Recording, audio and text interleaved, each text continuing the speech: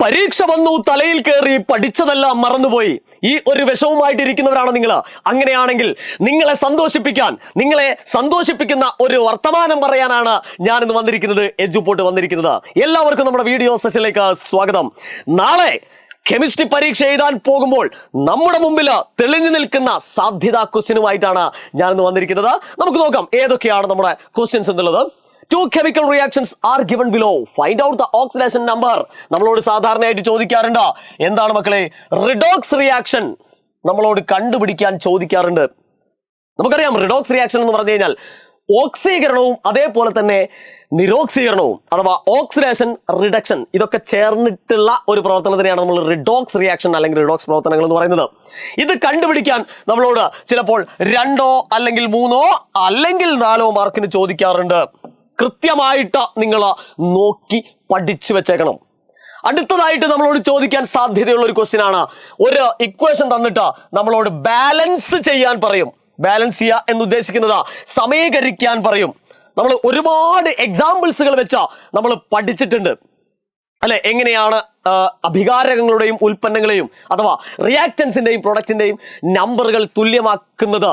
അത് തുല്യമാക്കുന്നതിനുള്ള ഒരു അടിപൊളി ട്രിക്കൊക്കെ നമ്മൾ പഠിച്ചിട്ടുണ്ട്. അപ്പൊ മക്കൾ പഠിച്ചു വെച്ചോണം. ചിലപ്പോൾ ഒരു ഗ്രൂപ്പ് ഓഫ് ക്വസ്റ്റ്യൻ ആയിട്ടായിരിക്കും വരിക, ചിലപ്പോൾ ഒരു 3-4 എണ്ണം അടുപ്പിച്ച് ചോദിക്കും.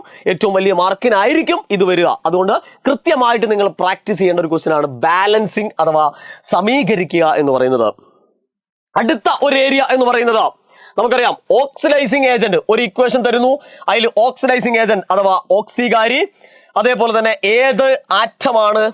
ഏത് ആറ്റത്തിനാണ് ഓക്സീകരണം സംഭവിച്ചത് എന്നുള്ള കാര്യങ്ങളൊക്കെ കണ്ടുപിടിക്കാൻ നമ്മളോട് ചോദിക്കും.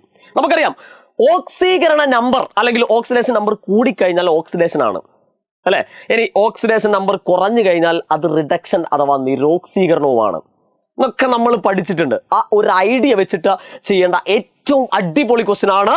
മറന്നു പോരുത്.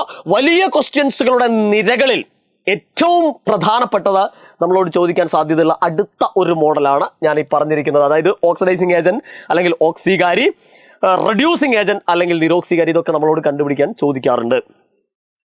അടുത്ത ഒരു ടൈപ്പ് ഓഫ് ക്വസ്റ്റ്യൻ ആണ് നമുക്കറിയാം കെമിക്കൽ കൈനറ്റിക്സ് അല്ലെങ്കിൽ രാസഗതികം എന്ന് പറഞ്ഞിരിക്കുന്ന ചാപ്റ്ററിലെ ഏറ്റവും പ്രധാനപ്പെട്ട കുറച്ച് റിയാക്ഷൻസുകൾ ഉണ്ട് അല്ലെ. കോമ്പിനേഷൻ റിയാക്ഷൻ അഥവാ സംയോജന രാസപ്രവർത്തനം, ഡീകോമ്പോസിഷൻ റിയാക്ഷൻ വിഘടന രാസപ്രവർത്തനം, ഡബിൾ ഡീകോമ്പോസിഷൻ ദ്വിവിഘടന രാസപ്രവർത്തനം, ഡിസ്പ്ലേസ്മെന്റ് റിയാക്ഷൻ ആദേശ രാസപ്രവർത്തനം. ഇങ്ങനെ പറഞ്ഞു പോകുന്ന കുറച്ച് പ്രവർത്തനങ്ങളുണ്ട്.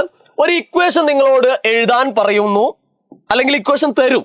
ആ ഇക്വേഷൻ ഏത് ടൈപ്പ് റിയാക്ഷൻ ആണ് അല്ലെങ്കിൽ ഏത് ടൈപ്പ് രാസപ്രവർത്തനമാണെന്ന് നമ്മളോട് എഴുതി കൊടുക്കാൻ പറയും. അത് കൃത്യമായിട്ട് മക്കൾ പഠിച്ചോളണം. റിയാക്ഷൻ കുറച്ചെണ്ണേ ഉള്ളൂ. അതിന്റെ കൃത്യമായിട്ടുള്ള ലോജിക്ക് നമ്മളെ കൈ കിട്ടിക്കഴിഞ്ഞാൽ ഏത് റിയാക്ഷൻ വന്നു കഴിഞ്ഞാലും ഏത് രാസപ്രവർത്തനം വന്നു കഴിഞ്ഞാലും ഈസി ആയിട്ട് അടിപൊളിയാക്കി എഴുതാൻ പറ്റുന്ന ക്വസ്റ്റ്യൻസുകളാണ്. ഇതും നമുക്ക് വലിയ ക്വസ്റ്റ്യൻസുകളുടെ നിരകളിൽ അഥവാ ഇത് 3-4 മാർക്കിനൊക്കെ ചോദിക്കാൻ സാധ്യതയുള്ളതാണ്. എന്ന് വെച്ചാൽ ചെറിയ മാർക്കിനും നമ്മളോട് ചോദിക്കാം. ഓക്കെ, അടുത്തത് നമ്മൾ ഈ ചാപ്റ്റർ തന്നെ കെമിക്കൽ കൈനറ്റിക്സ് എന്ന് പറഞ്ഞിരിക്കുന്ന ചാപ്റ്ററിൽ നമ്മൾ പഠിക്കുന്നുണ്ട് റേറ്റ് ഓഫ് കെമിക്കൽ റിയാക്ഷൻസ്. രാസപ്രവർത്തനത്തിന്റെ വേഗത കൂട്ടാൻ സഹായിക്കുന്ന കുറച്ച് ആളുകളുടെ പേര് പറയുന്നുണ്ട്. ഇപ്പൊ കോൺസെൻട്രേഷൻ അഥവാ ഗാഢത, ടെമ്പറേച്ചർ അഥവാ താപനില അല്ലെ, സർഫസ് ഏരിയ അഥവാ പ്രതല പരപ്പളവ്, ഇങ്ങനെ പറഞ്ഞിരിക്കുന്ന കുറെ ആളുകളുണ്ട് ഇതിന്റെ രാസപ്രവർത്തനത്തിന്റെ വേഗത കൂട്ടുന്ന ആളുകൾ. അപ്പൊ അതുമായിട്ട് റിലേറ്റ് ചെയ്തിട്ടുള്ള ഒരു ക്വസ്റ്റ്യൻ ആണ് നമ്മളോട് എന്താ ചോദിച്ചിരിക്കുന്നത്. ഇവിടെ the rate of chemical reactions is fixed amount of reactants is slow at room temperature. Is it possible to increase the rate of chemical reactions without changing the temperature അല്ലെ. താപനിലയിൽ വ്യത്യാസം വരുത്താതെ രാസപ്രവർത്തനം കൂട്ടാൻ കഴിയുമോ എന്നുള്ളതാണ്. അപ്പോൾ രാസപ്രവർത്തനത്തിന്റെ വേഗതയുമായിട്ട് ബന്ധപ്പെട്ട ആ ഒരു ഏരിയ കൃത്യമായിട്ട് പഠിക്കണം. അത് അടിപൊളിയായിട്ട് നമ്മൾ എടുക്കും കേട്ടോ. ഇനിയും നമുക്ക് എടുക്കാനുണ്ട് അതിനെപ്പറ്റി. ഓക്കെ, അപ്പൊ ഇതിന്റെ ഈ ഒരു സാധ്യതാ ക്വസ്റ്റ്യൻസുകളുടെ ആൻസറുകളൊക്കെ മക്കൾക്ക് അറിയണോ? അത് നിങ്ങൾ കറക്റ്റ് ആയിട്ട് എന്ത് ചെയ്യുക, ലൈവിൽ വന്നു കഴിഞ്ഞാൽ ഇന്നത്തെ ഈ ഒരു രാത്രി കൊണ്ട്, ഇന്നത്തെ ഈ ഒരു ഒറ്റ ലൈവ് കൊണ്ട് നമ്മൾ എന്ത് ചെയ്യുന്നു, ഇതൊക്കെ അടിപൊളിയായിട്ട് പഠിച്ച് നമ്മൾ സെറ്റാക്കി നാളെ നമ്മൾ എന്ത് ചെയ്യുന്നു, പരീക്ഷാ ഹാളിലേക്ക് സന്തോഷത്തോടെ, നിറഞ്ഞ കണ്ണുകളോടെ, സംതൃപ്തിയോടെ, ആത്മവിശ്വാസത്തോടെ നമ്മൾ എന്ത് ചെയ്യും, നാളെ പരീക്ഷാ ഹാളിൽ പോകും. ഇനി പെട്ടെന്ന് ഇതിന്റെ ആൻസർ അറിയണമെങ്കിൽ നമ്മളെ ആപ്പ് നേരെ എന്ത് ചെയ്യുക, ആപ്പിൾ സ്റ്റോറിലോ അല്ലെങ്കിൽ പ്ലേ സ്റ്റോറിലോ പോയിട്ട് ഡൗൺലോഡ് ചെയ്യാം. എന്നിട്ട് നിങ്ങൾക്ക് പ്രഡിക്ഷൻ ആൻസേഴ്സ് എന്ന് പറഞ്ഞിരിക്കുന്ന ഒരു ഓപ്ഷൻ ഇവിടെ കൊടുത്തിട്ടുണ്ട്. അത് നേരെ ക്ലിക്ക് ചെയ്ത് കഴിഞ്ഞാൽ ഈ പറഞ്ഞിരിക്കുന്ന ക്വസ്റ്റ്യൻസുകളോടൊക്കെ ആൻസർ അവിടെ ലഭ്യമാണ്. അതുകൊണ്ട് എന്ത് ചെയ്യാം, ഇനി നമുക്ക് ലൈവ് ക്ലാസ്സിൽ പഠിച്ച് സെറ്റായതിനു ശേഷമാണ് നിങ്ങൾക്ക് അത് ആൻസർ അറിയണമെങ്കിൽ ഇന്നത്തെ ലൈവില് എല്ലാവരെയും, നിങ്ങൾ മാത്രം വന്നാൽ പോരാ, മുഴുവൻ ആളുകളെയും, കൂട്ടുകാരികളെയും എല്ലാവരെയും, സകല ആളുകളെയും നിങ്ങൾ എന്ത് ചെയ്യുക, നിങ്ങൾ നമ്മുടെ ലൈവിലേക്ക് കൊണ്ടുവരിക. മുഴുവൻ കാര്യങ്ങളും നമ്മൾ ഇന്ന് പഠിപ്പിച്ച് സെറ്റാക്കിയിരിക്കും. ഒരു സംശയവും നിങ്ങൾക്ക് വേണ്ട. നാളെ നിങ്ങൾ സന്തോഷത്തോടെ, നിങ്ങൾ ആത്മവിശ്വാസത്തോടെ നിങ്ങൾ പരീക്ഷ എഴുതും. പിന്നെ അതുപോലെ തന്നെ നമുക്കറിയാം, ഇപ്പോൾ ഒരുപാട് ആളുകൾ അല്ലേ, ഇപ്പോൾ 9ാം ക്ലാസ്സിൽ പഠിക്കുന്ന കുട്ടികളെ സംബന്ധിച്ചാണെങ്കിൽ ഒരുപാട് കളിച്ചൊക്കെ കഴിഞ്ഞ് ഇനി പഠിക്കാൻ ചില ബോധോദയം വന്ന കുട്ടികളൊക്കെ ഉണ്ടാവും അല്ലേ. സാർ ഒരുപാട് കാര്യങ്ങൾ പഠിക്കാനുണ്ട് അല്ലേ, ഇതൊക്കെ ഞങ്ങൾ എന്ന് പഠിച്ചു തീർക്കും എന്നുള്ള ആശങ്കയുമായിട്ടിരിക്കുന്നവരാണെങ്കിൽ അവരെ സഹായിക്കാൻ വെച്ചുപോട്ട് വരുന്നുണ്ട്. നമ്മളൊരു ബൂസ്റ്റർ ബാച്ച് സ്റ്റാർട്ട് ചെയ്യുന്നുണ്ട് അല്ലോ. നിങ്ങൾ ഒരു പക്ഷേ കേട്ടിട്ടുണ്ടാവും, എങ്കിൽ ഒന്നുകൂടി പറയാണ്. 7 മുതൽ 10ാം ക്ലാസ് വരെയാണ് നമ്മൾ ബൂസ്റ്റർ ബാച്ച് ആരംഭിക്കുന്നത്. എന്താണ് ബൂസ്റ്റർ ബാച്ച് എന്ന് ഞാൻ ഓൾറെഡി മെൻഷൻ ചെയ്തു. അതായത് ഇനിയും നിങ്ങൾക്ക് പഠിക്കാം. ഏറ്റവും സിമ്പിളായിട്ട്, ഏറ്റവും ലളിതമായിട്ട് നിങ്ങൾക്ക് പഠിക്കാം. കൂടുതൽ കോംപ്ലക്സ് സങ്കീർണതകളൊന്നും ഇല്ലാതെ അല്ലെ.